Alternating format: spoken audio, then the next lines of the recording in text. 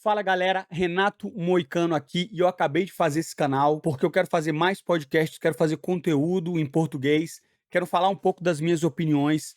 Hoje eu vou falar um pouco do discurso que eu fiz no UFC e por quê, mas antes disso eu preciso que você já se inscreva no canal, eu preciso que você já curta para que esse vídeo chegue para mais gente. Essa entrevista no UFC viralizou muito, deu uma repercussão muito grande, eu vi muita gente compartilhando, muita gente grande. Eu vou mostrar nesse vídeo aqui e depois eu vou falar o porquê que eu acredito que é importante que esse podcast cresça e que eu receba mais gente. Eu já estou marcando de fazer um vídeo com o Fernando Urit e com o pessoal do Mises Brasil. Tem também o Renato Amoedo e o 38 e eu vou postar tudo nesse canal. Então já se inscreva. Tem muita gente que eu vou conversar sobre MMA, política, economia, da minha visão de mundo, de um brasileiro que veio para os Estados Unidos e que passou a vida adulta aqui e é muito diferente do Brasil. Então, vou mostrar o porquê que eu mudei, opiniões políticas, opiniões econômicas. E eu vou começar falando um pouco do UFC 300, um evento especial que eu tive a honra de fazer parte, consegui nocautear meu adversário no segundo round, um nocaute técnico, depois de ter sofrido dificuldade ali no primeiro round, tomei um soco, caí, mas voltei e acabei fazendo o discurso.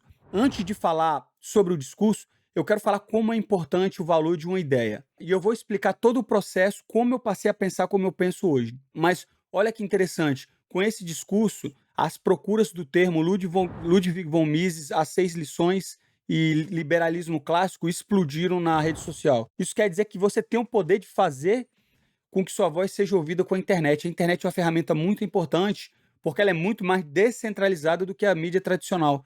Então você consegue chegar a mais gente mais rápido e o poder de viralização é muito grande. Então eu espero que isso aconteça com esse canal e que a gente consiga chegar a mais gente. Mas olha que interessante, Javier Milei, presidente da Argentina, repostou. Um cara que é um cara que eu admiro muito, Dr. Jordan Peterson, o livro dele, 12 Rules for Life. É um cara muito importante na minha formação como pessoa, é um cara que eu aprendi com os vídeos dele e com o livro dele uma coisa que é o seguinte: sempre fale a verdade, entendeu? Por mais que seja difícil, é importante que você fale a verdade, porque assim você consegue ter uma relação mais próxima com a outra pessoa do que ela espera de você e do que você espera dela. Quanto mais real, melhor. E por isso que eu decidi realmente falar a verdade. E às vezes eu sou muito inconveniente, porque as pessoas me perguntam as coisas e eu falo, assim, até de amigos e tal, mas é importante isso aí para a gente continuar a convivência. Então, esse aqui vai ser um vídeo no formato de um podcast, então vai ser sempre mais conversa. Eu não estou tentando dar aula para ninguém, eu não estou tentando te convencer a nada. Eu estou tentando te falar minhas opiniões e ter uma conversa com vocês. A gente vai trazer mais pessoas e eu vou poder ter essa conversa. Hoje é um vídeo para apresentar e para esse canal estar formado quando a gente tiver as entrevistas. Eu sei que eu estou falando muito desse jeito, mas é um podcast e o novo podcast do Renato Moicano. Então vamos curtir. Então, algumas das pessoas que curtiram, Javier Milei, o próprio Jordan Peterson, entre muitos outros, o Kim Kataguiri também, algumas pessoas que se identificam mais como liberais, alguns como os libertários, alguns conservadores. Então, é um espectro bem variado de pessoas, alguns que a gente chama de Faria Limes, todos eles se identificaram um pouco com esse discurso, uns mais, outros menos, mas é importante falar de novo, eu não sou a favor de nenhuma política partidária, eu não acho que a política partidária é a parte mais rasteira da política, eu entendo que ela tenha que existir, porque as pessoas têm que se organizar em partidos para ter representatividade, mas eu gosto de falar sobre conceitos, eu gosto de falar sobre princípios políticos. E por que que eu comecei a falar da Constituição americana? Eu tenho que voltar lá para trás. Eu sou nascido em Brasília, meu pai é um servidor público, então a minha vida inteira eu só tive contato, especialmente em Brasília. Se você conhece, Brasília é uma bolha que é alimentada basicamente pelo Congresso, né? A gente não tem indústria, você não tem uma iniciativa privada forte, você tem uma bolha, Asa Sul, Asa Norte, Lago Sul, Lago Norte, a Brasília, você exclui o entorno e você tem uma bolha ali de uma qualidade de vida altíssima, a polícia mais bem paga do Brasil. E isso tudo funciona com dinheiro público, porque isso é tudo irrigado pela a elite do funcionalismo público do Brasil, que está em Brasília. O Congresso, o Senado, são servidores que ganham bastante, tudo dinheiro federal. Então, o sonho da maioria das pessoas é passar em concurso, Então você não tem nenhuma aspiração a produzir, você tem uma inspiração, você tem, melhor dizendo, uma motivação a continuar nesse ciclo de mais governo, mais assistencialismo. E meu pai, um cara que eu amo, mas as ideias dele são completamente opostas à minha. Ele é um cara que ele é filiado ao PSOL, ele é petista, ele defende o Lula. Então, eu sempre tive uma visão, desde criança, dessa do meu pai, de que a solução era o Estado e que o Estado, vamos dizer assim, eu via o Estado com uma visão mais keynesiana, de que o Estado teria que intervir, de que o Estado, aquela ideia de que para a economia funcionar, o Estado pagava alguém para quebrar o vidro, para alguém poder consertar, né? Ou seja, você pagar alguém para cavar buraco só para você gerar renda. Então eu tinha essa visão que o Brasil sempre teve, intervencionista e desenvolvimentista, que o Estado tem que tomar iniciativa, tem que tomar da iniciativa privada esse protagonismo e tem que desenvolver a economia do país, né? Que é aquela questão da proteção de mercado, campeão nacional, todo esse tipo de coisa. Então eu tinha essa visão. Eu não sabia nada de dinheiro, eu não sabia nada de mercado, eu não sabia nada do valor do dinheiro, até que eu entrei no UFC e comecei a ganhar meu dinheiro e tive que pagar meu primeiro imposto. E aí eu comecei a perceber o seguinte, pô, mas por que eu tenho que pagar uma parte do dinheiro que eu ganho? Isso foi em 2014 ou 2015, né? 10 anos atrás. Então, aí eu comecei a perceber a mão do Estado arrecadando. E tudo bem, e você continua. Isso aí foi só uma das coisas.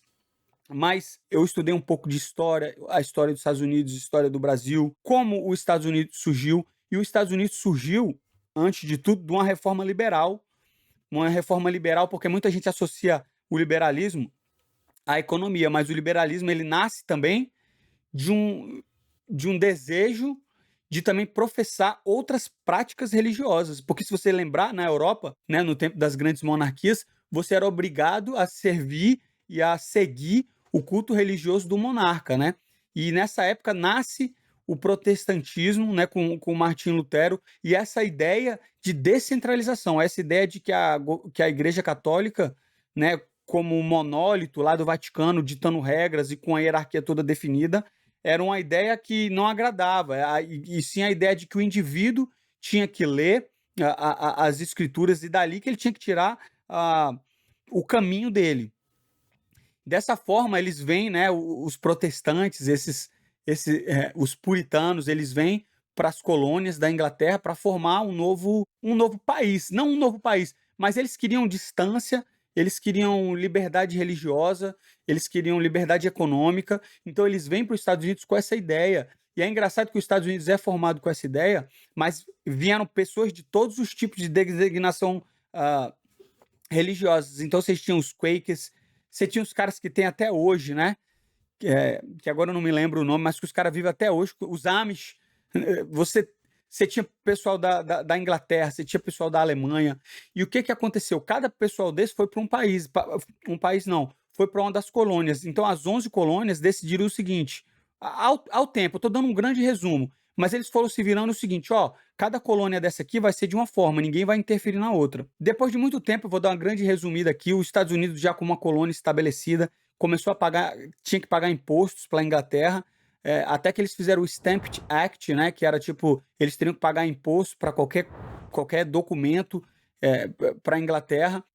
E depois também a revolta do chá, né, o Boston Tea Party, que os americanos ainda, ingleses, né, na verdade ainda os colonos, eles se revoltaram porque eles não tinham representação na Inglaterra, na corte, e mesmo assim eles estavam tendo que pagar impostos. Então os Estados Unidos nasceu dessa ética protestante, com a descentralização do governo em várias colônias, e com essa revolta contra um governo autoritário, um governo sólido, uma ordem que vinha de cima e que afetava todos da mesma forma. Eles falaram: não, a gente já se organiza, a gente tem assembleias.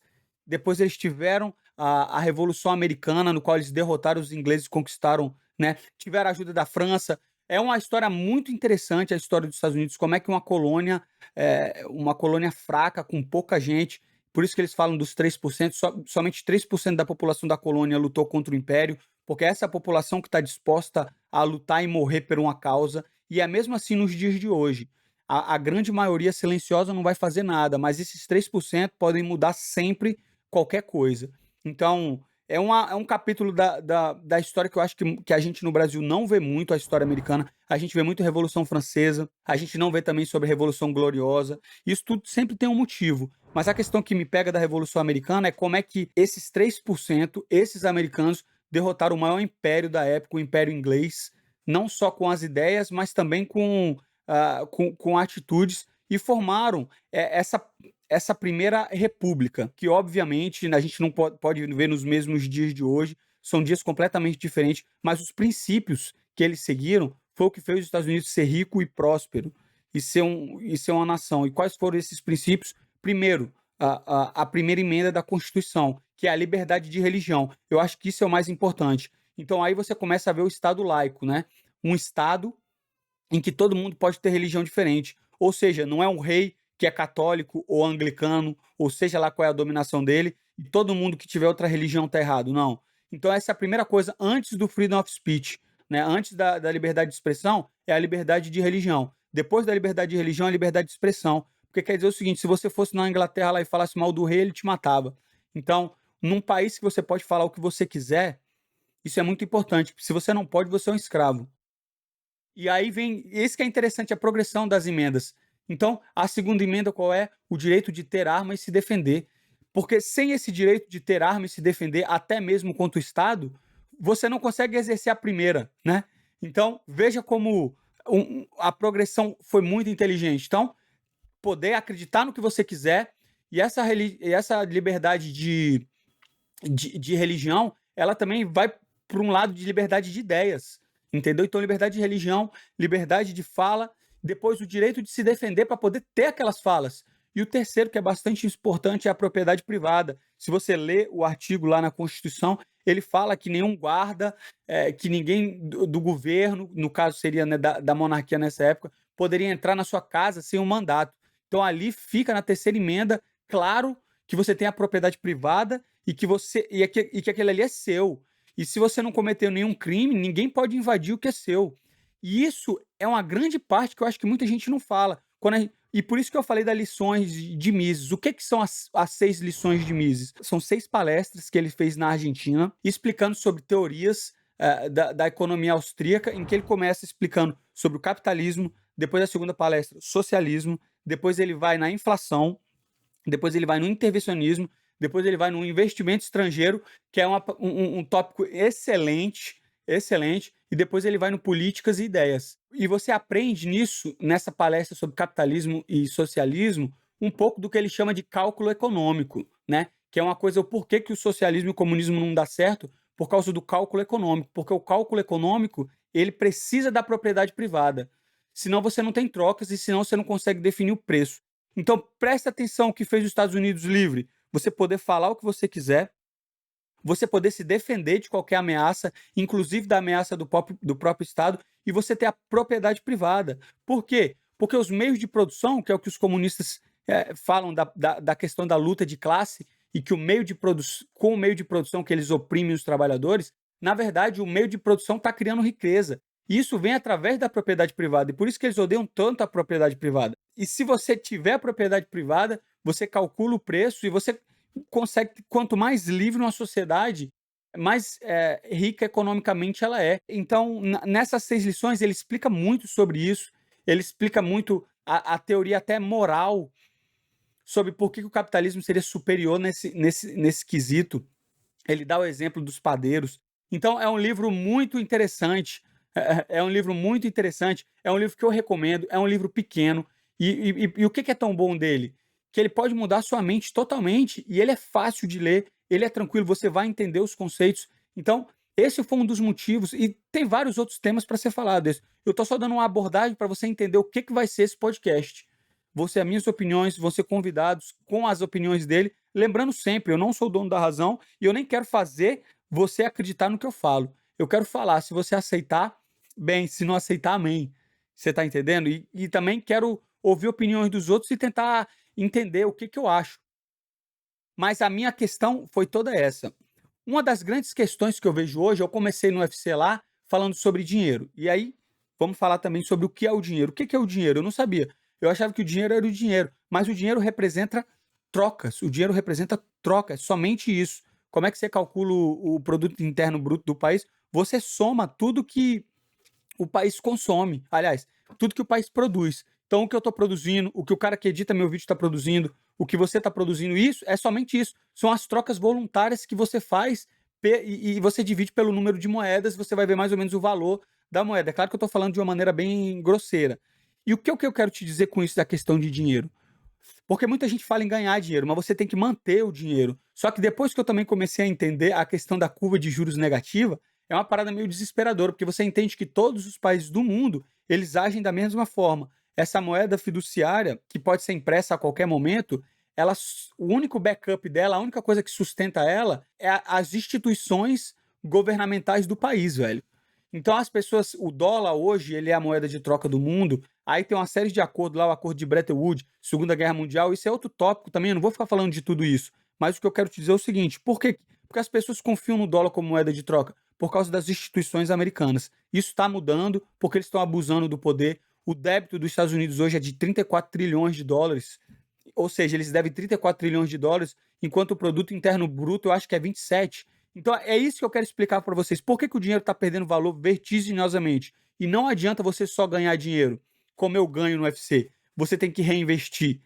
E aí eu vou chegar em outros problemas também, e até vários vídeos, o Renato Amoedo, né, o Renato 38 é um cara que explica muito bem isso, é um cara muito inteligente, explica muito bem isso. O grande problema é que não adianta você ganhar só o dinheiro. Ano por ano eles estão imprimindo 20 a 30% a mais da base monetária e eles estão diluindo o dinheiro sem você saber.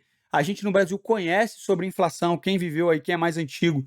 Eu não peguei essa época, mas alguns caras mais antigos aí pegaram isso, do cara tá do tabelamento de preço, do cara tá pegando o negócio no mercado e tá mais caro a cada minuto, a cada segundo. E por que que é isso? Por que é isso? Porque, na verdade, todos os estados, e nesse livro do Mises ele também explica isso. Se você quer ter um estado funcional, se você quer que você confie, se você quer ter mais coisas, vamos aumentar os impostos, mas vamos entregar. O problema é que no Brasil, os impostos aumentam e você não entrega, e mesmo assim você ainda vai perder, porque de qualquer forma eles vão desvalorizar o seu dinheiro pela inflação e pela emissão de moeda. Então, mesmo os Estados Unidos, que é um país de primeiro mundo, que é um país que a moeda é a moeda corrente do mundo, a conta não fecha. Eles gastam mais do que eles ganham. Então, como é que eles tiram a diferença para pagar o welfare, para pagar o funcionalismo público, para pagar esses programas de saúde que eles estão fazendo, esses programas de ajuda? Isso tudo tem um custo. Antigamente eu achava que o governo produzia o dinheiro. Não, velho. O governo não produz dinheiro, porque o dinheiro não pode ser produzido do nada. Para você produzir dinheiro, você tem que produzir valor, velho. Você tem que produzir conteúdo, as pessoas têm que consumir, têm que trocar, porque o dinheiro só é uma troca, um meio de troca. Só que o que, que eles estão fazendo? Como eles são a moeda principal meio de trocas do mundo, eles podem imprimir quanto dinheiro eles quiserem, mas só por um momento, porque se as pessoas perderem a confiança, acabou para os Estados Unidos. Acabou para os Estados Unidos. E como o mundo hoje é muito globalizado, é uma questão muito complicada. Mas o fato é o seguinte: todos os governos do mundo eles fazem a mesma coisa. O débito deles é maior do que a arrecadação, então eles imprimem dinheiro para completar. Tipo, o cheque especial deles é infinito. E isso vai gerar um grande problema. Porque depois que você instala as políticas públicas sociais, você nunca mais vai conseguir tirar. Porque essa é a democracia. A democracia como é que você vai explicar para o cara pobre que recebe o auxílio que aquilo ali no longo prazo é ruim para todo mundo? Não é ruim só para o rico, não é ruim para a classe média, vai ser ruim para o pobre também. O Estado social é algo que acaba destruindo a sociedade. De novo, esse livro do Mises é tão importante, ele fala até sobre o período de Roma, de como Roma foi destruída pela inflação da moeda, pela corrupção moral generalizada no Estado. As pessoas, mesmo sem saber e mesmo sem poder imprimir dinheiro, eles pegavam a moeda de prata e botavam outros metais menos puros. Quando chegou no final do Império, a moeda já não estava valendo quase nada. Então eles também tinham o welfare. Então cada vez mais você vai vendo que essa ideia mais libertária, né, de caras desse como Mises, aqui nos Estados Unidos como Milton Friedman, Thomas Sowell, né, Ricardo Campos, esses caras, a ideia que é o seguinte: o Estado ele vem realmente para te destruir. A gente volta um pouquinho na questão dos Estados Unidos, quando eu falei, eles sabiam que teriam que ter as 11 colônias independentes à época, que cada uma teria sua jurisprudência e poderia ter suas próprias leis, mas que teria que ter um governo central, porque o governo central também é importante, principalmente em época de guerra. Se você vê a história, por exemplo, de Roma, né? Quando surge a questão do ditador, o que que era o ditador? É quando o cônsul, quando Roma estava em guerra, a decisão ela não tinha que ser mais colegiada pelo Senado, tinha que ser um cara para decidir. Porque quando você precisa de uma decisão muito importante, realmente o cara tem que ir lá, mas somente em período de guerra. E para isso que os Estados Unidos teve esse governo central, né? E se você ler depois e procurar na internet aí, você vai ter o Federalist Papers, eles tentando convencer todos os estados para criar essa federação. Porque eles queriam que cada estado ali fosse um país independente, o que até hoje é respeitado, mas você tem um governo central que é comandado por essa Constituição, por essas leis, que elas são federais, e aí você tem essas leis estaduais. Dessa forma é muito mais interessante. Então, por isso que você tem na Flórida, diferente do Texas, diferente da Califórnia, e você consegue ver. Então, essa é uma visão que eu quero para o Brasil, essa é uma visão que eu quero para o próprio Estados Unidos se lembrar por que eles foram ricos e prósperos, e não foi e não foi por causa de controle de taxa de juros, não foi por causa de subsídio a grandes empresas, muito pelo contrário. Free market ideas, free market society, free market enterprise. A liberdade de comprar, a liberdade de vender, a liberdade de tentar e a liberdade de errar. Né? Como disse também de novo o Renato Amoedo, a lei do mercado é a lei da natureza, liberdade mediada pela eficiência. Excelente, excelente fala, acredito totalmente nisso. Você não precisa acreditar na realidade, mas você tem que acreditar, você não pode negar a realidade na sua vida. E 2 mais 2 sempre vai ser 4, não importa o quanto eles tentam te fazer 5.